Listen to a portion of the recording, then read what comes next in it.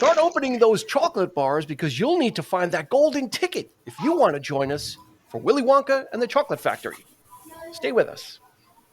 Welcome, friends, to the 3324 podcast. Eric, another film episode. Yeah. Not quite sure why Wonka at this point, in the middle of October, but why not? Why? Is there a season? Is there a season? Huh? Candy. Okay. I there it is. There's the theme. Wait, let's explore this a little, Eric. Is there a season for Willy Wonka? Is there a time that it should be fun? It's more of a, I don't know, Easter time. Yeah. I don't know. Something like that. I don't know. All right. Should we be doing Young Frankenstein? We should have been doing that. Gene Wilder. Well, but we've got we have our Halloween episode already ready to. We haven't recorded it yet, but we're going to be doing a very special Halloween episode, so we can actually promote that on this because it'll be out before that episode. We're going to be collaborating with the Podcast Brothers Film Championship. I think they're called. They're two brothers that do a. That's a lengthy. They do movies. They do movies from certain years or certain decades, and we'll be collaborating with them on our Halloween episode. Nice. So you'll have to check that out if you're listening to this after October 31st. It happened already, but this way it's already in the queue, so you can go listen to it. You don't have to wait for it to come out because it already happened. I'm speaking into the future as well. I'm sending a message to the future. If it's already past Halloween, it's there for you. Wave of the future. We already did the hard work. Wave of the future. Way of the future. Way of the future. Way of the future. I think Nick. Okay. Yeah. What's up? Nick knows what we're talking about, right? I think so. Yeah. Go ahead. I'm still trying to connect it to Halloween in my mind. It's not it was from the Aviator. Way of the future. Which has nothing to do with Halloween, or maybe I don't know. Maybe it does. Who knows? No. Anyway, we'll connect anything up to any holiday. We make it work. Whatever holiday it is, it does. We're just we're gonna have fun with this episode. Oh, absolutely. It's a fun movie. Great film. Actually, here's the backstory. Eric and I had actually. I don't know if we were. Before we started the podcast, we tried to do this, or I don't know if we were recording the podcast and we tried to do it, and then it just kind of fell apart, and we just kind of shelved it. Yeah. But that was easily close to 4 years ago. So we're now we're giving it the official due that it deserves. And so it's no longer a lost episode. No, it'll be refound or reinvigorated. Or we'll put the DEUX after it. The redo. The redux, as people say in certain parts of the country. That's Coppola. Anyway, if you're joining us on Instagram, Facebook, YouTube, thanks a bunch. You know what? You can hit us up there on the socials. If you want to leave a comment, you want to talk some more about Willy Wonka. We've got 3 Lies and a Truth, the Wonka edition. Yes. So we've got that on tap. Yeah. I'm going to try and stump these chumps. See if we can get it. And you can play at home as well, and you can let us know how you do there. Let's get to our guests, Eric. Well, one of them is chewing, so we'll just go with him first. Sean Grady. Candy. Yeah, talking about Wonka, I got to eat candy. We got to see what's in your mouth. We got to know what's going on in there. You know, he's eating gummy bears. Sour cherries. Nice. Welcome, Sean Grady. Sean Grady is one of the co-creators of Drama from the Past. They do historical reenactments, specifically around the Revolutionary War era. They are hot and heavy. I tried to get to them a week ago, but I had a conflict, so I could not surprise Sean. You guys are busy. Yeah, that's great. Great stuff. Yep. It's treason season. Yeah, treason season. 'Tis the season for treasoning. There you go. Trick or treason. You could use that tagline. Hey, that's free. It. That's free. If I see that on your social media, you're going to get a bill. All right. Trick or treason. Anyway, so thank you, Sean. It's been a minute, but we appreciate you coming on. Happy to be back. Thanks for having me. Of course, always. Mr. Nick TV. Yes. Long distance cousin to Mike TV. Or you're the sequel to MTV, NTV. the Light FM of music videos. Mr. Nick Leshy, welcome aboard. Thank you so much for joining us. You can find Nick's endeavors at City of Kick, his blog. We're going to put a link to that in the show notes, and we'll put a link to Drama from the Past on on their Facebook page, so you can go ahead and follow them because they always have shows. And if you're in the downstate New York area, they're usually 99% of the time they're free, so you can go check them out and see what they're doing, and you can check out both of these gentlemen's endeavors. Mm-hmm. As for Eric and I, you're checking out our endeavors right now. Mm-hmm. There it is. So we won't link anything in the show notes. We are the living. We are the show notes. Yeah, this is the show. That's it. Part of the business. We are the business. Yeah. I am the fucking click, as Ringo Starr famously said when had to play to a click track when recording music. He didn't like that too much, Ringo. I am the fucking click. Anyway, we're gonna get to the we'll get to the movie eventually, but let's get to it now. So we're gonna, if you're new to the show, we do some stats in the beginning. So we give you some factual information for you to chew on and to kind of tuck away into the back rooms of your brain. This way you can recall it if you ever if you go to trivia night or wherever and you need to kind of pop some of this up, you've got it. And then we're going to get to the opinion and the fun stuff. So here we go. This was released in June of 1971, directed by Mel Stewart, screenplay by the author Roald Dahl, but not really. He kind of gave notes to the director, pointing him to parts of the book to reference. He really didn't write anything. He just he gave them a list, say, okay, see this part in the book. And they're like, that's not enough. So, I mean, can you imagine hired to write a screenplay and it's like, okay, go to page 13. Yeah. Then go to page 50, and there you go. There's your movie. I already wrote the screenplay. It's right there. It's there. Imagine if Stephen King did that with one of his 500-page books. Right. So here's you drop the whole volume onto the table with all little Post-it note flags in there saying, "Here's your movie." So anyway, that didn't quite fit the bill. So they got David Seltzer to do rewrites, but it was uncredited because Roald Dahl, part of the hook for getting this movie done was that it was going to be the screenplay by the author. So replacing him with someone else just wasn't in the cards. So they said to David Seltzer, "Hey, you do these rewrites, you're not going to get credit, but you know what? We'll greenlight one of your films. We'll get something going." So they kind of paid him that way. Have you guys ever read the book? Any of you? Yeah. Charlie, I like the movie better. Maybe I think I might have read the sequel, Charlie and the Great Glass Elevator. I don't know that I read Chocolate Factory.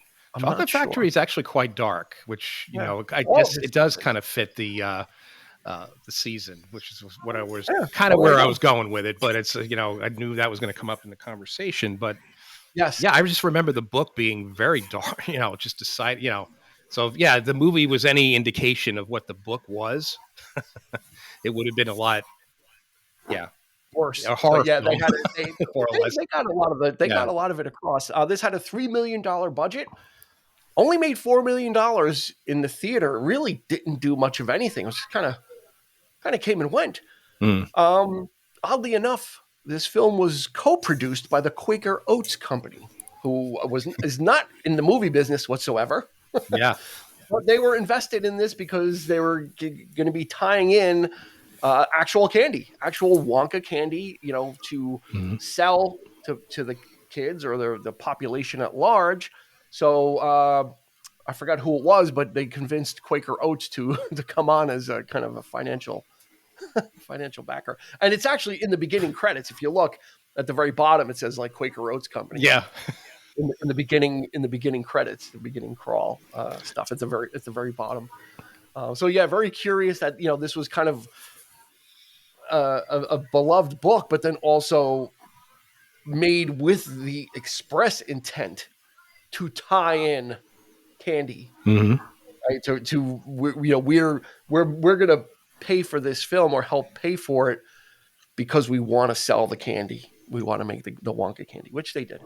And then it went dormant for a while. And then the Wonka candy kind of came back. I think another company bought the brand. Anyway, let's talk a little bit about casting, because there is some. Before they got to Gene Wilder, he was not the first choice, but an Irish comic, Spike Milligan, was first approached. Peter Sellers almost begged to do it. He's a little too creepy. He would have fit more of the definitely would have probably leaned into the book, I think, a little bit more there. Yeah, he's a little too dark. Yeah. Fred Astaire actually said, "Hey, I'm interested in this," and you're like, "Fred Astaire, you're too old." Sorry. Okay. Yeah. And then Joel Grey, and the producers thought Joel Grey just didn't have the gravitas of the. He's a smaller guy. He's not very tall. He's very thin, and they're kind of like, we're looking for something a little bit more. So they got the great Gene Wilder, who we'll get to the story. He pretty much made only one demand, which really was a very interesting. Nick, you want to go ahead and take that since you're shaking your head? He had he said, "I'll do it under one condition, but this is non-negotiable. I either do this or I'm out." And it was the first scene that you see him in the movie when he's walking in with the cane, and then the cane sticks, and he still keeps walking, and he looks like he's kind of old and feeble.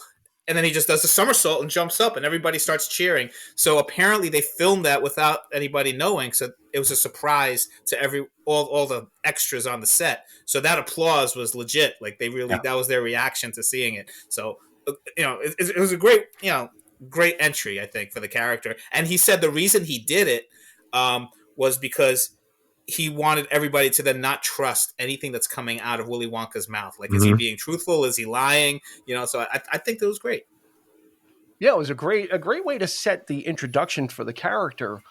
And Sean, a lot of we'll get to the characters, but since Nick we kind of went there, a lot of these characters get literally one scene each. Each one of the kid characters, they literally get one scene before they're swooped off to the factory. But we learn so much about them in the one little vignette each one of them gets. Right? I mean, that's you got to hand it to the screenwriters for that.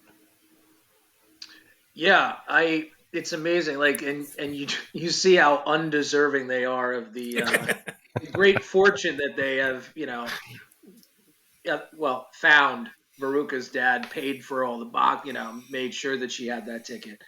But even the kids that got lucky, they didn't even seem to really care that much. It didn't mean to them what it meant to Charlie. And that's what made him getting the ticket that much more special. Yeah, because he actually, as far as we know, outside of Veruca Salt's greed, he was the only one that really genuinely wanted it. The other ones just kind of happened upon it. So let's go through the cast so we can get that out of the way. We've got Gene Wilder as Willy Wonka. Jack Albertson as Grandpa Joe. Nick, this is our second Jack Albertson episode, and you've been on both of them. There's something there. One? I'm trying to, because I've done a bunch here. So which one was he in? Eric, you want to take a crack at it? It's a Wonderful Life. No, close. Oh, Miracle on 34th Street. Yes. Oh, I'm sorry. Yeah. Wow. He worked in the post office. Holy crap. Yeah. He's the one that had the idea to send all the letters. He was very young in that. Yes. Yeah, very young. Man. I'm thinking, well. Oh, I should have put that in my 3 truths and a lie. Anyway, we got Peter Ostrom as Charlie Bucket, Roy Kinnear, who's a great character actor. He's an English character actor. Henry Salt, Julie Dawn Cole as Veruca Salt. Yep. Leonard Stone as Square Deal Sam Beauregard. Denise Nickerson as Violet Beauregard. Dodo Denny as Mrs. TV. She's got a great face for comedic acting and very expressive. Paris Themin as Mike TV, not to be confused with Nick TV, our guest. Ursula Wright as Mrs. Gloop. Michael Bolner as Augustus. Diana Sowell as Mrs. Bucket. We'll go with David Batley as Mr. Turkentine, and we'll stop there because he was one of my favorite characters, Mr. Turkentine. He's just the guy. First of all, the whole school is being emptied, right? It's like mass hysteria when it's announced. So you Winkleman, come here. What's going on? It's like, class dismissed, and then no, class undismissed. Class redismissed. And meanwhile, kids are just piling out anyway. If you look in the background, it's just like kids just like mass exodus outside of this school. Like the rules Sean, just literally like went out the window. Yeah, I thought about that. The candy factory's opening, so that's it. Everybody out. Like the teacher cancels class, doesn't even check with the principal. Everybody can go. Yeah, it's the 70s. I guess anything went in the 70s. Yeah, it's just like it was like mass hysteria over. They don't need an education. They just need candy. That's it. You need the golden ticket, and that's where what this whole story is about. Is I don't know anybody that hasn't seen it, but if you haven't, we'll just sketch it out for you. Willy Wonka is a reclusive candy maker, solitary factory. No one ever goes in or go out, so it's very mysterious how he creates his concoctions. He decides to give a tour of the factory. He puts 5 golden tickets in chocolate bars throughout the world, which sets the whole world ablaze with this mania, which leads to the first. Gene Wilder doesn't come in until 45 minutes into the film. The first 45 minutes really is a series of like vignettes. Mm-hmm. And a lot of the vignettes don't even have much to do with characters in the film, right, Eric? They're like the woman like with the kidnapped husband. Right. Yeah. Right? They give you like all these different like side stories that have really nothing to do with they don't advance the story. All they do help to tell is like the mania, right? Mania that's going on. And Wonka it is the center. He is the world to this whole thing. If only that were true, right? We'd be in a much better place. But it's your husband's life, your case of Wonka. How long will it take to think it over? Yeah, that's great stuff. It's just they have that vignette. They have the auction, with the Your Majesty. The Queen comes in. It's implied that she's standing there willing to pay whatever, sitting on the box for candy. It's just the computer, but the computer will tell. My favorite one is the psychiatrist. Yeah, it's like, I had a dream. The archangel came down and told me where the body. Oh, but it's a silly fantasy. And the psychiatrist won't shut up and tell me where the ticket is. Yeah, where did he tell you it is? Oh, it's just a dream. Shut up, Pop. Stop. Tell me where it is. Yeah, but just to show you, it shows you how silly the adults were. It kind of cuts both ways because it actually shows all the adults acting like this.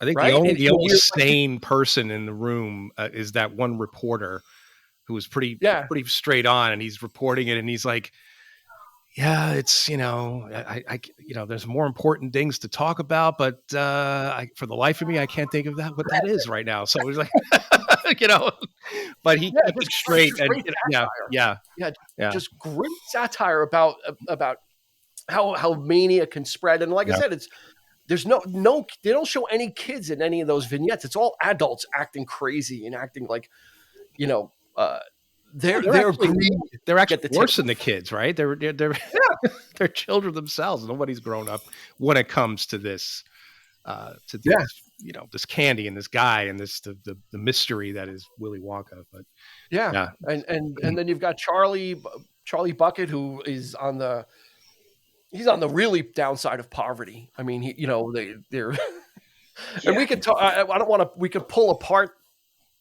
all the grandparents in one bed and how they go to the bathroom or whether or not they go to the bathroom. There are bowls underneath the bed. I don't know if there's holes that lead there. Yeah, it is pretty. But you got Grandpa George, Grandma Georgina, Grandpa Joe, and Grandma Josephine. Yeah. Grandpa George. He's got those thick glasses. He looks like Martin Scorsese's father. Actually, yeah. He was actually a World War II veteran. He actually couldn't see very well. So what they had to do is whenever they had to cue him or had him look somewhere, they shot like a red light in the direction of where he needed to look because he was able to see that. And that's how he was able to get his acting done. Yeah. Just. Definitely a European feel. This was filmed mostly in Munich, Bavaria, West Germany.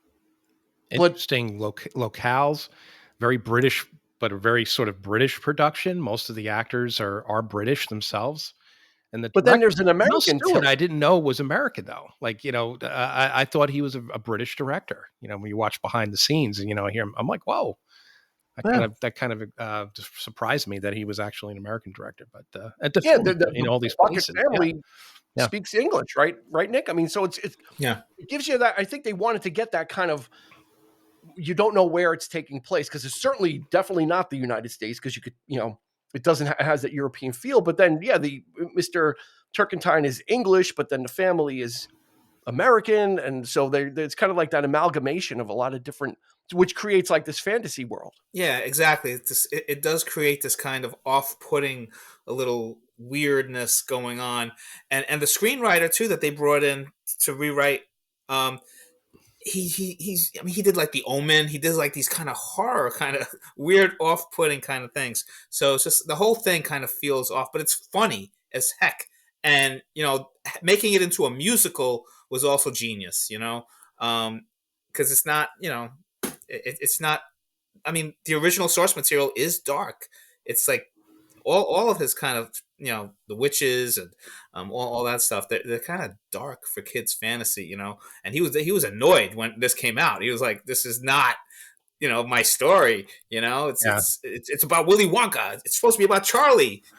So it was So it certainly lends itself to a unique setting, because they don't tell you exactly where they are. They don't say this is Ohio. They don't say it's France. They don't say where it is. It's just kind of here's where this is taking place, and it has that multicultural feel to it, which gives it a unique flavor, because it's not the hustle and bustle of the United States. Mm-hmm. Sean, are these guys the original Breakfast Club? These 5 kids, are they the original prototype Breakfast Club, or are they the inspiration for the movie Seven? Ooh. Wow, that is totally. We're going to. I'm giving you two roads to ends go of down. The spectrum right there. Yes. You got me with that one. I never. We'll take the first one then. The Breakfast Club. No. You got 3 guys and 2 girls, all forced to spend a day together. Yeah, to spend a day with each other. Yeah, but this is a little bit more of an adventure. That was the tension, right? That's. Okay. All right, so now let's talk about Seven. Then, do you think that each one of these kids represents like a the greed and the sloth and all that stuff? What do you gluttony? All right, you might have something there. They all get knocked out towards the end. That's true. Surprised there's no head in the box anymore. Yeah. There's a couple places in Seven that I'm finding it tough to make a parallel. Not exactly. Inspiration. That each one of these kids represent literally. Sure. I mean, Eric, each one of these kids is literally a representation of the 7 deadly sins. Of a specific bad trait, right? Except for Charlie. Mm-hmm. And it's interesting that they carve them out so specifically. Yeah, and I think that's important. When you mentioned that each scene, they needed to have their own little moment to kind of give you that idea. But even when they reach the factory, that those moments are even pushed further, and that's where the whole like the deadly sins comes into play. When you see them individually, like Augustus like scooping up the chocolate, and the gluttony factor, and she's screaming, and she the greed and all of that, and it's just it's an interesting point. I don't know if I've never heard that before, but I never really thought about that. But it's thought about it. It's kind of, they're right. They meet their end via their weakness, right? Via their sin. Yeah. Right. Is her greed ends up going down the egg Decatur, and Augustus.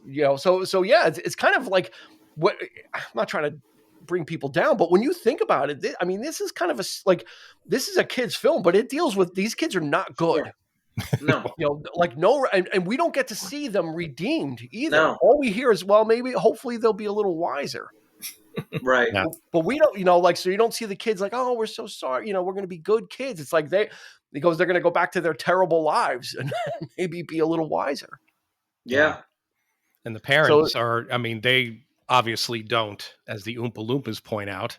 It's the parents' fault, because they're not doing anything to change the situation either, so they are, it's a very interesting part of the play there too, when you see the parents are just as disgusting as they are, so because all those kids seemingly get whatever they want Yeah. And they're spoiled, whereas Charlie has nothing. Mm-hmm. And he's the most pure-hearted one, right? He's the one that's the truest to, he wants this in a genuine fashion. He has, just because he wants to win it and wants to go there. Yeah. Not because he's greedy and wants all the chocolate for himself. He wants hopefully something better for his family. So it's very interesting that the kid that has nothing, is kind of the pure at heart. All these other kids are spoiled, Mike TV, with the father. It's one of my favorite lines, Dad says I can't get one until I'm 12 or whatever. Not till you're 12, son. I'll get a real look on his face. I'll get a real gun when I'm 12. Yeah. Not till you're 12. I will argue, though. Okay, we haven't mentioned it yet, but I guess I'll bring it up. But Jack Albertson, to me, there's a little bit of a greedy streak in him, I think. Yeah. Most definitely. That moment was probably my least favorite moment in the movie, when he gets up out of the bed and he's dancing and he's, I've got a golden ticket. Like, no, you old bastard. Get a job, mister. Yeah, it's like, but he's, living, I guess he's had such a horrible life that, I don't know what happened to these people. Like like what happened to him specifically and his wife, that they're bedridden and this, and they don't really explain it, but it's just, obviously they had a hard life, and he's, he missed out on a few things, I'm sure. And he's kind of living vicariously through Charlie and filling his head with all these notions. And this is the most important thing. The kid's got nothing else to dream about. And he's like, I kind of find that suspect. Like, why would you be? Well, he care. I mean, they care about him because he does. But it's like Charlie's going to give him the tobacco money, right? And he goes, "I got no right smoking tobacco when a bread looks like a feast." Yeah, so but he's not exactly doing anything to change. Instead, he bought chocolate. The point is that he could have gotten out of that bed for any number of reasons, but this was the motivation. Was to because I want to see this, as because he probably is just like Charlie in that fashion. Like, he just wants to see it. He just wants to know. So, but the way he goes about it, though, to me is a little like, it's just like, oh, it kind of makes me angry a little bit when I watch that scene. Well, he's just as much of a dreamer as his grandson is. I think that's what it is. Right? Sean, he's kind of, he's saying, I've got a golden ticket, but then he says, it's ours, Charlie. Like it's kind of, so he's living vicariously through Charlie, but you're right. That family looks like they've had nothing to live for, right, Sean? So it's kind of like, this is, wow, this is something all of us can kind of get behind.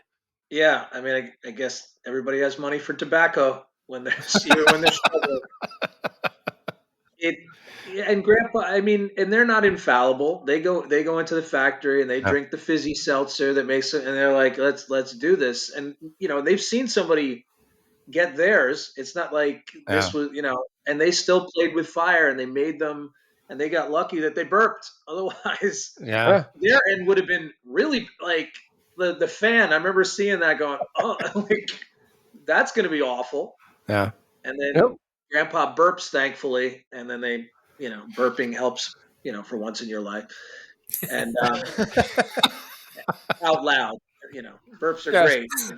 Belching, like the only way, Charlie, you got to burp, you got to belch. But Grandpa, there's a little. I agree with you, Eric. There is definitely a little greed there, and a little. Well, he's not afraid to tell it like it is too, because he kind of really. He's giving like the side comments too about all the kids.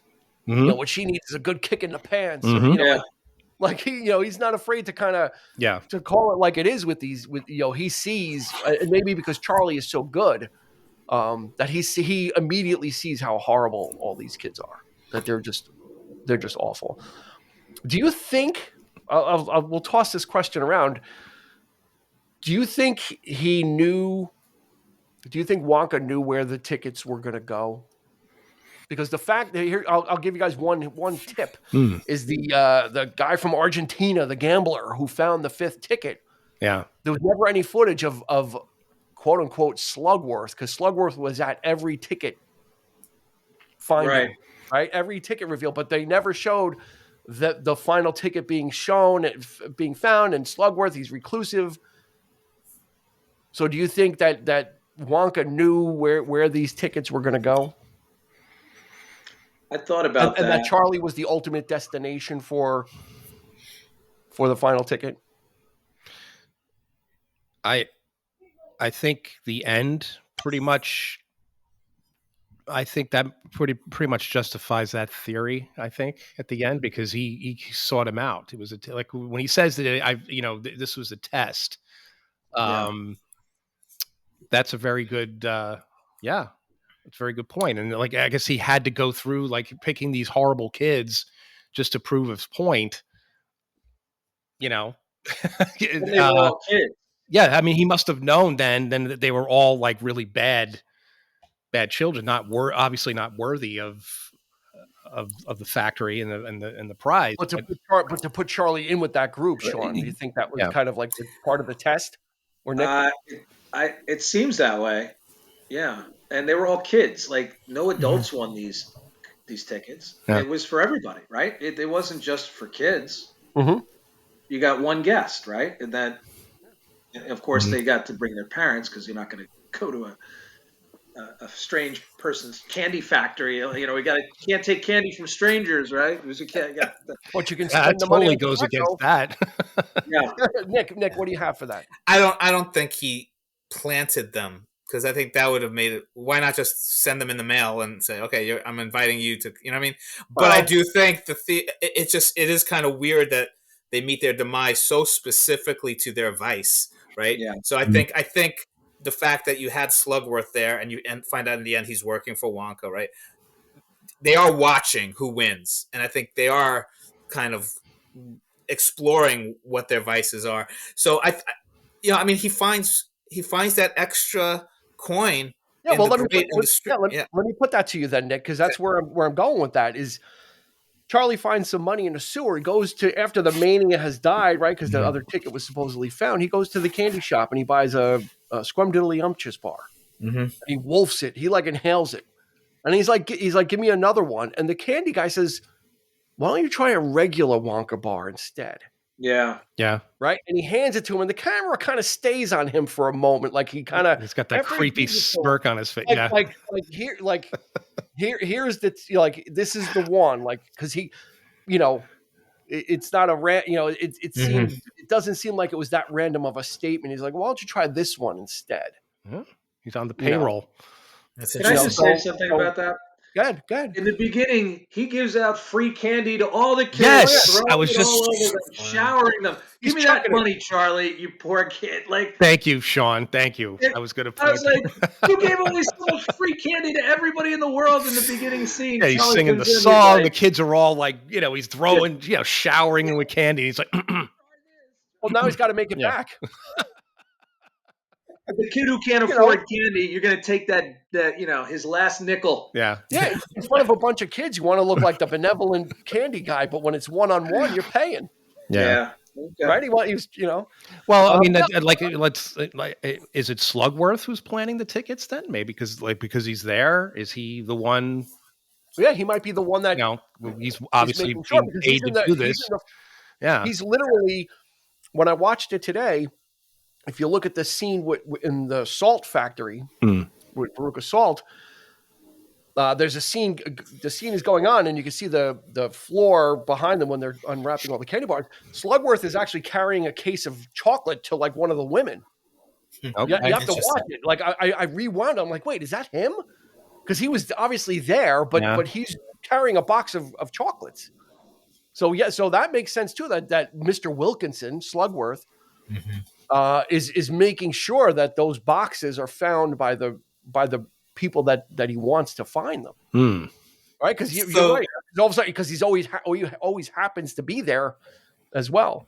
So the theory then is what you're proposing here is that Wonka handpicked Charlie because he's been observing him or whatever. Yeah. And everything else is just kind of, and I'm kind of leaning towards now your theory. It's like it's all one big test, handpicked to just see for sure if Charlie is the one, and he passes the test. Yes, just like everybody else is tempted by adults, and he's you got Uncle Joe doing all this temptation too. It's like, let's just give it to Slugworth. Come on, who needs that? Mm-hmm. And he passes the test in the end. That's and also because Sean brought up with the fizzy lifting drinks, they came back down from that, right? Like Augustus fell into the chocolate river and he got taken out. Mm-hmm.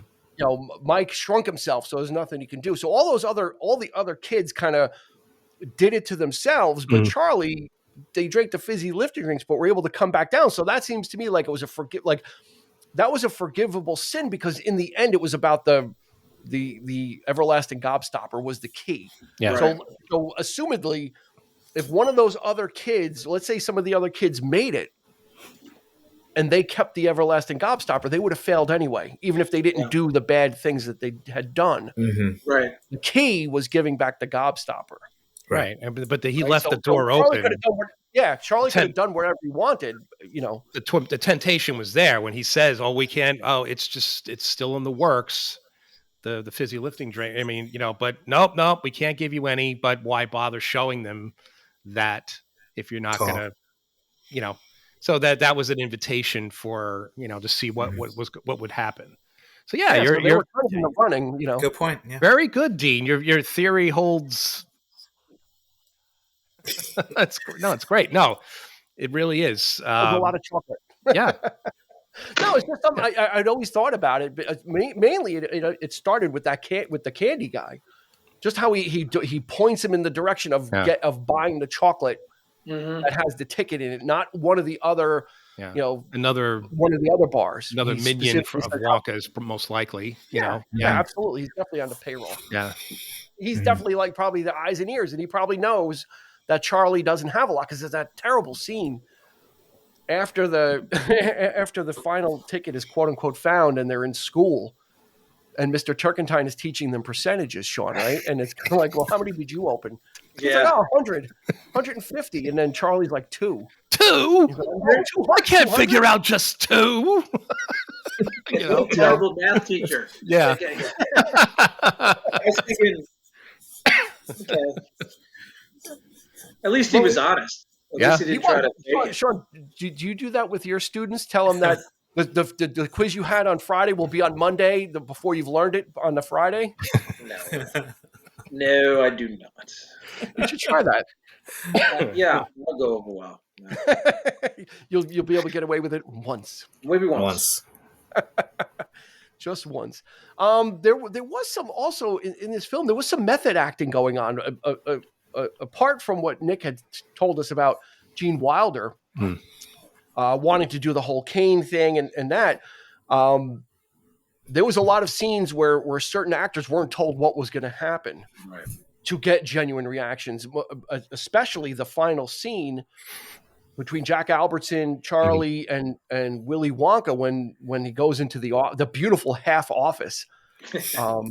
Which is just really, it's just a really cool.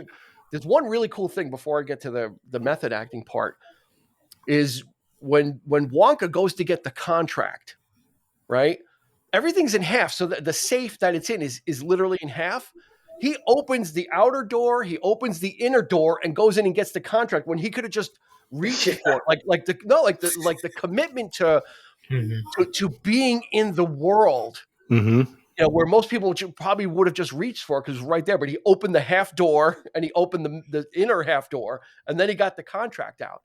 But what Gene Wilder had done is in the rehearsals during that scene with the "Good Day, Sir," he played it a lot lower. He played it, he acted it and they did it, but as they did it more and more, he rose his anger level to get to that point where they would it would be a genuine reaction from them.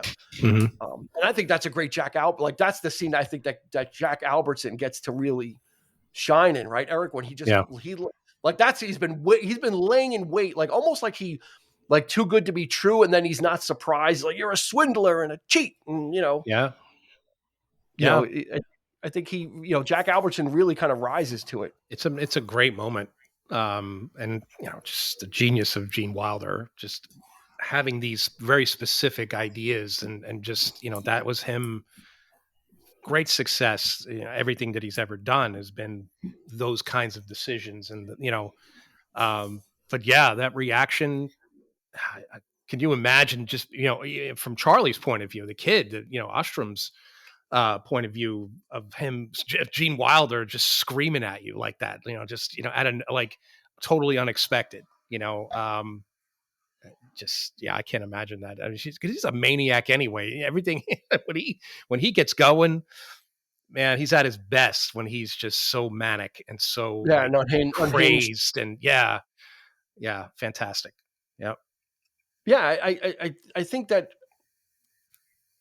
having I've said it in the past, Sean, too, I think is it's important for these actors to take these roles seriously. Oh yeah. Like that's the only way these films, I think, endure is when you get, if they're trying to just knock out a film and you're just hiring actors that are doing it. I think this is I don't know if it's going to be a hot take, but this could be a bygone age because all these actors are character actors, but they're there to really deliver what they're supposed to. And the fact that even though it's a kid's film, it has these adult overtones. And if those beats weren't hit the right way, you get a campy film, right, Sean? Yeah, no, I agree. I think the commitment is very important. And everybody's committed. Everybody believes in what is happening and what has just happened, and it just all works. It's a creepy ride. It's a fun ride. It's a head scratcher. I don't know. It's just a world. This world, world of Willy Wonka, and when you see Gene Wilder, it makes sense that that's the way it is. Yeah, and Nick, you see this ensemble cast. Yeah, and there's a lot of scenes when they're all together, all doing different things or having different reactions based on their character. So it really there's a lot there. It's not just this like intimate piece with just a couple of characters. A lot of times there's a lot of different things going on, and all these actors really got to make sure that they're kind of contributing the right way to it. Especially the scene when they're all like in the beginning when they're all in that small little room. Yeah. I mean, every single person in this film is just, I think, perfectly cast. The only thing I would have wished for is Sammy Davis Jr. because I know he wanted that part, but they were like, "You're too recognizable. We don't want to steal away that scene." And the person who played the Candyman was great in the movie, but I always would have wondered what it would have been like to have Sammy Davis Jr. And he got the hit for the song when he recorded it. But even the kids, like how hard is it to cast these kids to be believable and quirky, and they all work. They seem so natural, and like Sean said, just committed and just really like, that's what sells the movie. Because like comedy shouldn't be forced, and you shouldn't like the timing is so hard, so the fact that they were able to capture it, especially with the ensemble when they're all on the screen together and when they're all doing stuff together. And it's those tricks, I think, though, too. Like, like in the boat scene, I think that was another moment where they didn't know he was going to like say it in that kind of, like in rehearsal, I think he was more down key. And, so it brought those natural reactions. Yeah. So I think you have a combination of that, right? Of actors or an actor, the lead, really bringing his A game and bringing it to this children's film. And then the other actors going along. I mean, I don't think anybody doubted for a second that Veruca Salt was a horrible person. Like there was not a moment when she let down her character. No. Right? No. I mean, yeah. And you got a sense of the world that father was living in, and that his life was with the antacid with the wife. Yeah. Yeah. Yeah. And peace and harmony. Yeah. As they eat the Roll-Aid. Yeah. And she's the only one that has a song, right? She's the only one that she had the, the chops to do that as well. But but when I think about some of those lyrics in that song, I want the world. Yeah. Can you just imagine if her as an adult, like what, it's almost scary in a way because you could, would she have gone into politics? Could she have been the next Hitler or somebody like, somebody that mad and that hungry, it makes you think, and I think that's the beauty of this film, which they're all products of their parents, right? She's a product of the parents don't want to discipline her. They want to give her and pamper her, right? Mike TV is a product of parents that are too distracted. So TV brings him up, and that's who he is. And then with Violet, her father's a slick talking salesman, and that's what she is. She's very competitive with the chewing of the gum, and each one is a product. And then of course Augustus, his mother indulges him in eating and letting him. So each one is literally like a product of their environment, and Charlie is too. His parents and his grandparents are gentle souls, and they're caring people. Right? It's not about, even though his environment is lacking in material goods, it's not lacking in love. Right? They make him the scarf, and Grandma Josephina, helps with the tassels, and it's those little things that they're, and having bread, a loaf of bread was like a big thing, and we're going to have a big dinner out of it. So you get the feeling that even though they're lacking in the things that these other people have, they're not lacking in the parental guidance and the care, right? And even Grandpa Joe is like, you want it more. That's why you're going to win, because you want it, and we'll get you that ticket. There's that great scene when Grandpa Joe buys the chocolate, and they're like, open it a little bit, and it's not there, and it's like, such a heartbreaking scene. But he's like, well, and he hugs him, and it's like that genuine care that that Grandpa Joe, he believes in those pie in the sky. All the other occupants of that house are like, nah, come, but he's got that dreamer aspect that Charlie has, right? That's what he sees in him. And so really, I mean, it's literally in black and white in this film. It's a kid's film, but it's literally telling you about morals and morality and how the state of the world, state of society at large, right? I mean, it's nice guys finish last. It's the noble people. It's the people, the kind people who seem to have the hardest life. You see it. I got a question for you guys. Do you think this kind of thing is lost today in kids' films and just as you guys are both actors, you've done some acting. Do you find that there's a difference between something like this at that time compared to what's going on today? With there's a lot more delving into the psyche of characters now and their feelings and this kind of thing. Do you think that's overexposed? Do you think it, or do you think you prefer the whole like sort of, telling these morality lessons, in a sort of a parable type of way? And that drives the story, or do you feel like, you need this kind of like effects driven kind of thing to kind of enhance that? Because this movie is, you can't really say that this movie is going to get some awards for their special effects, because it was pretty clunky, but where did the $3 million go? Yeah, but it's the actors that build the world, Do you find that's... What do you think, Sean? I'll let you go first, Nick. Okay. I do. I don't think you can make a movie like this that has those kind of naive, super good characters anymore. Like, I'll be honest with you. I don't see it. And I think they really established Charlie, though, to be believable like that. Like, he was really brought up and sheltered by his mom is so hardworking, doing the laundry. And I mean, they're making cabbage water, basically. That's their meals. Yeah. It's not even soup. It's just like, dirty water that they're drinking. And, they're sheltering him, but he brings them joy.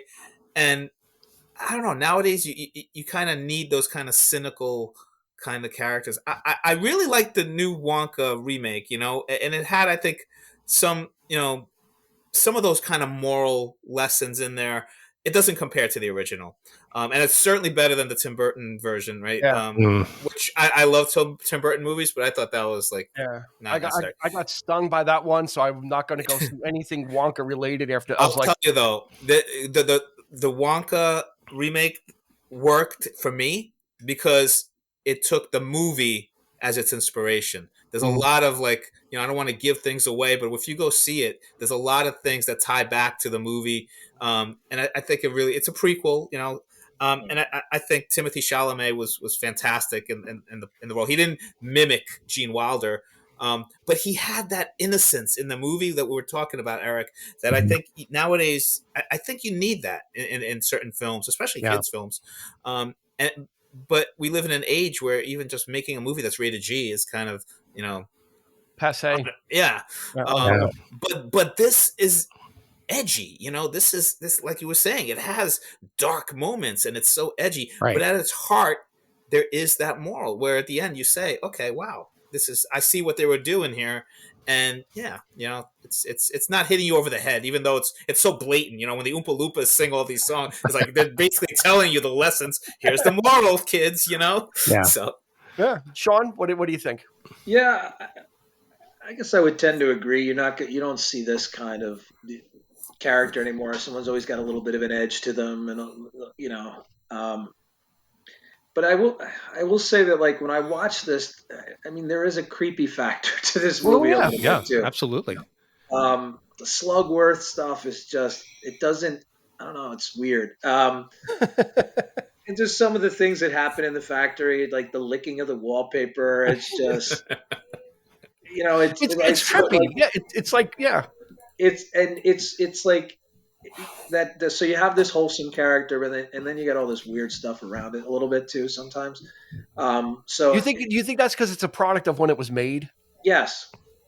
Yeah. Right, because that's 71. Yeah, I think it's 71. So I think some of the stuff.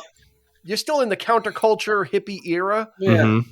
And there's some of that, licking of the wallpaper and that whole boat scene is oh my god, the chicken getting psychedelic. cut off. Yeah. It's like a horror film at that point. Yeah. Like, it's scary for kids. Like, I think kids legitimately would get scared of that because it's scary. I saw this when I was probably 7 or 8 on TV, I think. I'm watching with somebody who had already seen it, so they were kind of even almost feeding me, like, watch with this. So it's like I wasn't able to kind of experience it on my own without almost knowing something was going to happen. Yeah. Mm-hmm. But as watching it later as an adult, I love the movie, but there's some parts of it where I'm like a little cringy. Yeah, absolutely. And I kind of meant there are certain things that obviously don't hold up in that sense, but I'm just talking about the the characters taking on the responsibility of basically carrying the story in a sense that you don't need a lot of, special effects. You don't need a lot of the technology to, and it's not just this. I mean, there's a lot of other things. Like we talk about Star Trek, we talk about Twilight Zone, we talk about all of these morality plays and it's the actors, and if they do it the right way, 100%. They just, I think you make a great forgot point. how bad the effects were when I'm watching it because of what you're saying. But you don't care. Yeah, you don't care. Right. You don't care. Yeah. Yeah, and Eric, you make a perfect point because at the time, I thought there was no one better suited to remake this than Tim Burton because he had that dark edge to it, and he was going to bring that thing to it, and it was a mess. It was. I walked out of that, and I'm like, I hated it. I'm like, Johnny Depp was like, he was in that lane of just always being a chameleon and being under makeup, and the characters were forgettable. And it was 3D, right? What's that? I think it was. I think it was. I saw it regularly. I was tired. I didn't even make it through the movie. It was that bad. So that's the point. Is you hit the nail right on the head because that's a literal, closer to a remake than Wonka, right? Because it had all the same elements, but it just didn't land. It was because he was too focused on the dark sake, right? And style over. It just became that was Tim Burton after a while. He just the traumatized kid. Yeah. was the reoccurring theme in all his films. In this case, it's like he's got a sadistic dentist for a father, that kind of stuff it didn't work. And again, it's like psychologically damaging, and it's and it looks like it took place in Gotham. It took like in Batman's, like he has all that look, and it just at that point after that in Planet of the Apes, I'm like this, it's just it's not landing. He's got to expand out of that. So Let's take this opportunity to kind of cleanse the palate, and let's do a round of 3 lies and a truth. You ready, Sean? Right. You ready for some? Let me try not to mess it up this time. So it's 3 lies and a truth. So 3 of the statements will be false. Yes. Untrue. One of them. One is true. One is okay. factual. Yeah. Sometimes we. And you have played it the other way because I've heard on some of the other show. Okay. That's what makes it confusing. We have. So I'm going to read 4 statements. 3 of them are lies. 1 of them is the truth. Got it.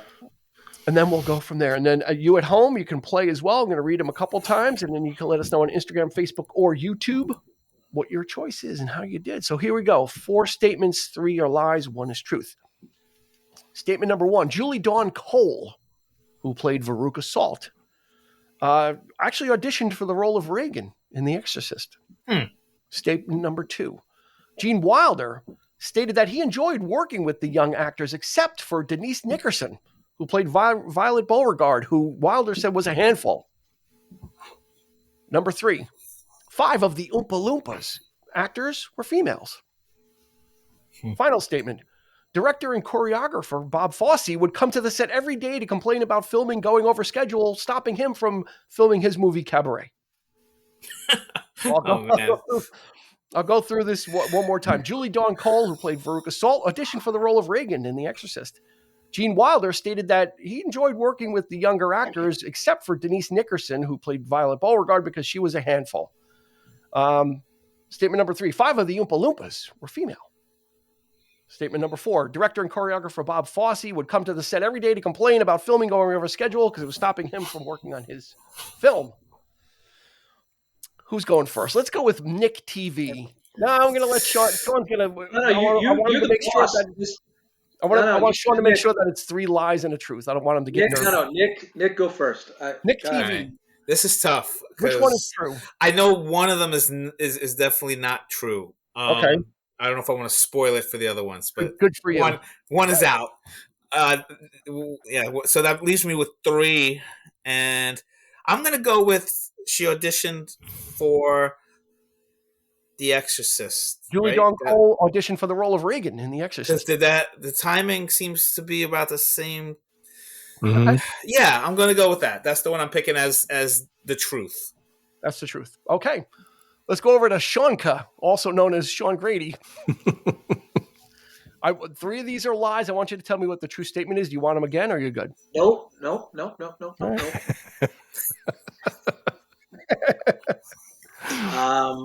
I'm going to pretend to fall out of my chair and then get back up like nothing happened.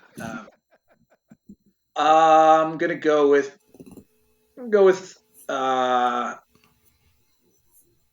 Bob Fosse. Bob Fosse. Director and choreographer Bob Fosse would come to the set every day to complain about the filming going over schedule, stopping him from working on his movie Cabaret. Okay, so we've got 2 there, 2 totally different ones. Eric, what's it going to be, Jack? Both of those are really. I'm kind of torn between. I'm going to go with Nick, and do The Exorcist. Okay, Julie Dawn Cole auditioned for the role of Reagan in The Exorcist. Okay, all right. Listening at home, lock in your answer as well. Let us know on social media how you did, how you fared. Did I stump you, or did you see through my subterfuge of lies and got right to the truth? Okay, so here we go. First lie. 5 of the Oompa Loompa actors were female. That is a lie. Actually, only 1 was. 9 of them were gentlemen who like to party, apparently. Yes. And there was one female. The second lie. Gene Wilder stated that he enjoyed working with all the young actors except for Denise Nickerson, who Wilder said was a handful. That's partially true. It was Mike TV that was the big problem. That was the problem. Yep. Mm-hmm. Yes, so much so that I think in the room with all the contraptions in it, there was a horn. It was supposed to be bees, but it was actually wasps in a jar, and he opened up the jar and let them all out. And he got stung in the face for that. Well, good. Gene Wilder was none too. He wasn't really acting Mike TV. He's really was being a real pain in the ass in real life. Yeah. But he turned out to be a good guy. That's what Gene Wilder said afterwards. He's like, "You were terrible, but you're okay now." Yeah, as a kid, you were just off. terror. So we've got two statements left. Julie Dawn Cole auditioned for the role of Reagan in The Exorcist. And then director and choreographer Bob Fosse would come to the set every day to complain about the filming going over schedule, stopping him from starting work on Cabaret. What do we want? Do we want the truth or the lie? I don't know. What do you want me to decide? Just do the lie. Yeah. Just do the lie. Yeah. The lie, the thing that is false, it's not true, is that Julie Dawn Cole did not audition for the role. Wait. Denise Nickerson was considered for it, but her family said, "We don't want you doing this film because it seems like it's a little too much for you." Yeah. So actually, Violet Beauregard was in the running, which means that director and choreographer Bob Fosse would come to the set every day to complain about them going over schedule on filming because he needed to start filming his film Cabaret, which is true. So, Sean Grady, you redeemed. Congratulations, Sean. From the disaster of you. I just read that recently before we got on the show. So. Okay. Nice. I have to say, though, that set was spectacular. You know, the fact, I know it's cheesy now and everything, but they literally built that set, you know, where they walk in and it's all candy and, you know, that's chocolate river and, you know, it's but they blew it on that first scene. The rest of it, like the invention rooms, was a total dump. I'm like, you're gonna invent. That's what they wanted it to look like. I read about that where it was supposed to be like this inventing room, but he wanted it to look more like a mad scientist laboratory. Yeah. Where all this craziness was going on, like throwing the coat in the thing. Like, I never want to eat anything that comes out of that. And then Mike TV eats this exploding gum and goes, I love it. Like thrown into the well, thank you everybody for playing. Congratulations, Sean. Give Sean a round of applause.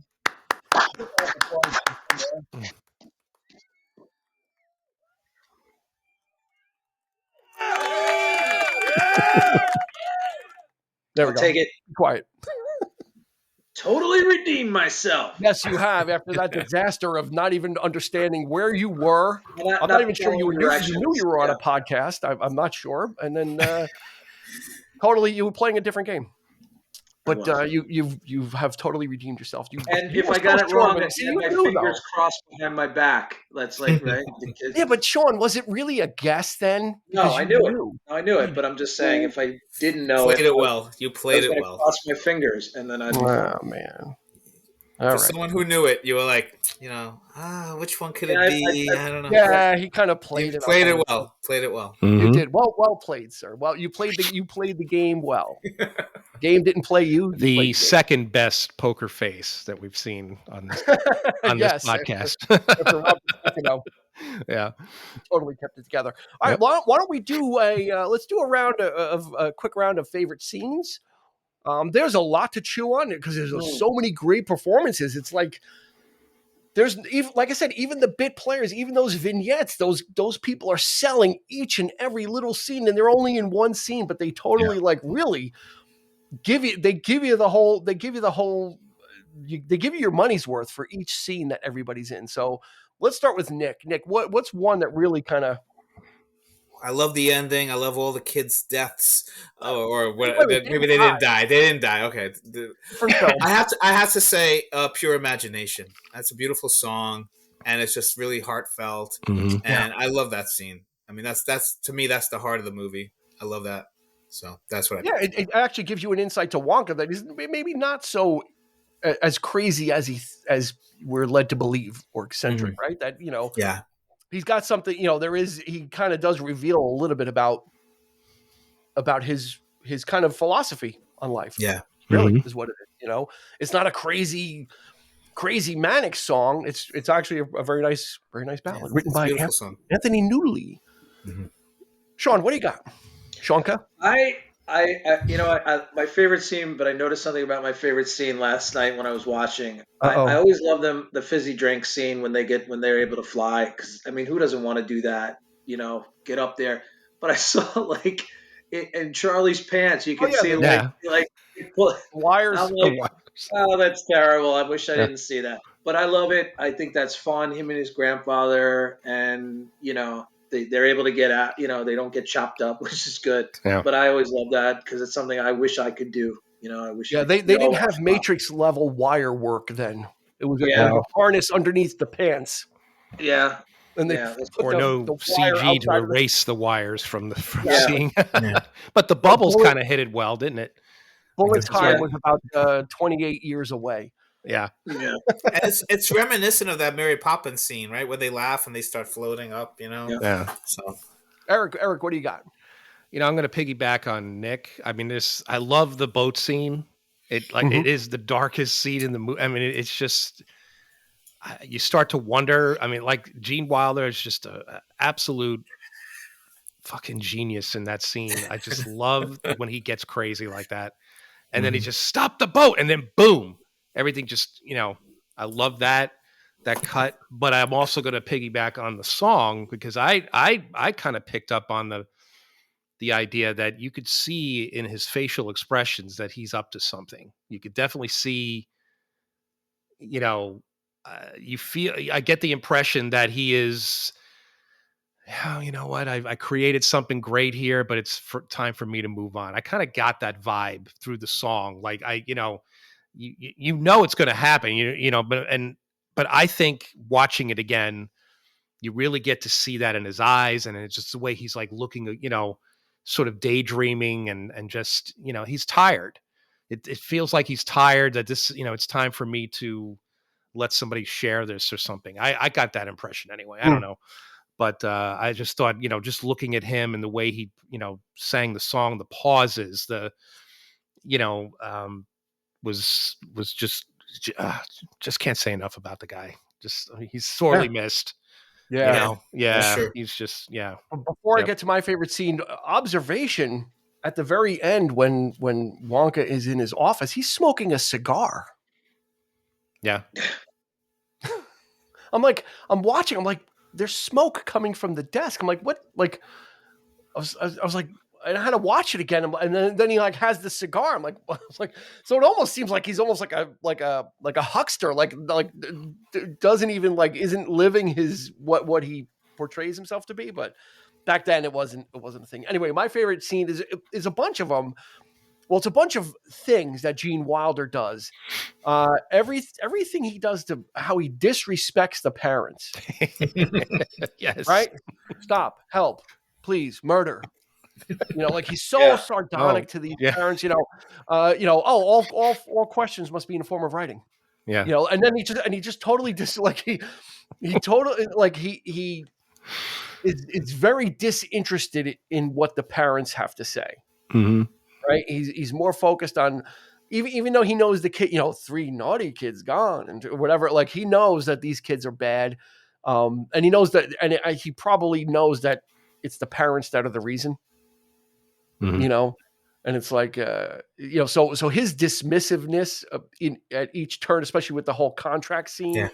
Yeah. Where Sam Barger, I know contracts, I use them all the time. They're for suckers, Mm-hmm. and he's just so well, you don't sign, you don't get in.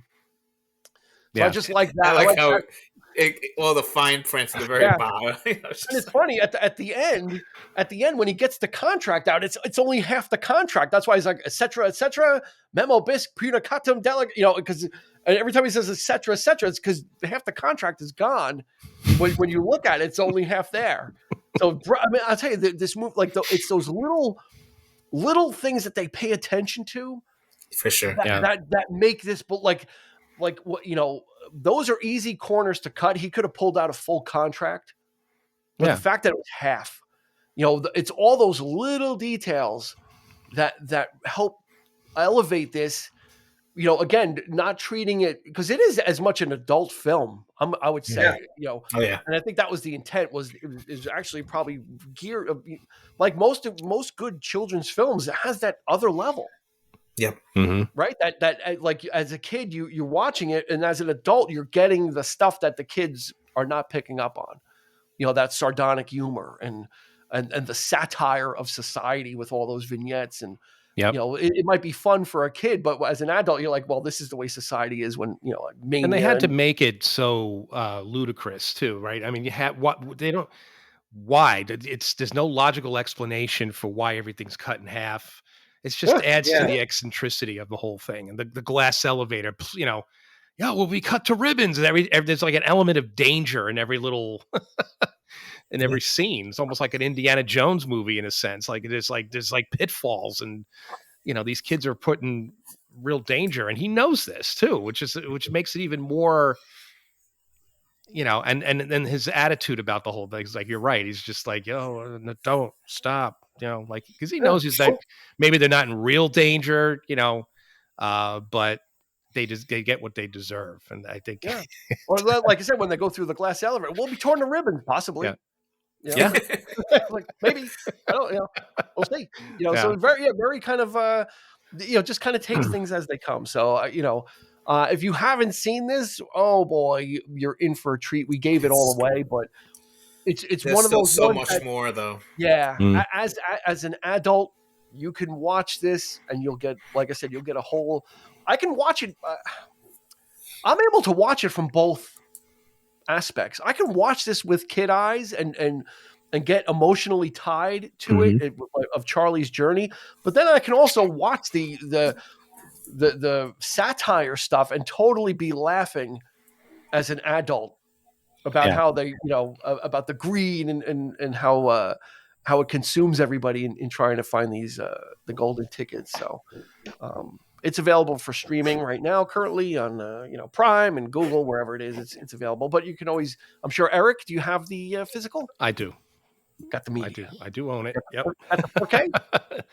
I don't think it's in 4K. I don't think they released it in 4K yet. No, but I have a Blu-ray. It's fine. All right, Blu-ray close enough. Looks just great. Yeah. Yep. Did it come with a golden ticket inside? No, it did not. No. Sadly, they missed an opportunity. They made like an anniversary edition, whereas but that I just have the regular Blu-ray. They missed an opportunity there. Seriously, each one.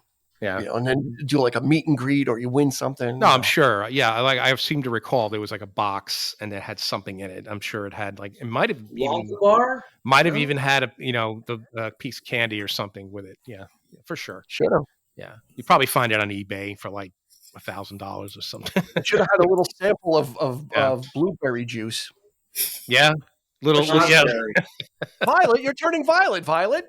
That was terrible. You just see like the light go on her. It's just like the It's amazing what you can do with lighting, right? It's actually a pretty neat effect until they totally put all the blue makeup on her face. Yeah, and it's like, wait, what? It's like a totally different shade. Yeah, I like the blue light effect better than the blue makeup. I thought it was more effective, Yeah. So yeah, I think that's going to do it for this episode of the 3324 podcast. Nick TV, also known as Nick Leshy. Thank you for joining us. We appreciate it. Thank you. Everybody's going to go check out the City of Kick blog. There's going to be a link in those good old show notes that you can check out once you're done with the episode. So thank you, Nick, for joining us, and appreciate it. Mr. Shonka. If this was like a Star Wars Willy Wonka TV, I knew it. Yeah, it's the perfect name. If this was a Star Wars Willy Wonka mashup, you'd be Chushonka. Chushonka, sure. Chushonka. Okay. Gentlemen, it's always a pleasure to have you guys here. Thank you. Yeah, I'm happy to be back with you all. Yep. Yeah, Sean Grady, a drama from the past. Go ahead and hit the link in the show notes for that too. Go ahead and follow them on Facebook. Check out what they're doing. It's always good. It's good fun stuff, and of course, we love always having them on with us. And of course, Eric will be on the comfy couch. I'm on my new 80s office chair, the IKEA green chair. Very 80s. I wonder why is it 80s? I wonder. I'm curious. I'll take a picture of it, and you'll be like, "Wow, this is like from a dentist office." Put that in the show notes. Yeah, put the photo in it. We need to see it. Link to the. We'll link to a picture of the green IKEA chair first. There you go. It's right over. It's been banished. It's right over there. No. So I've got the.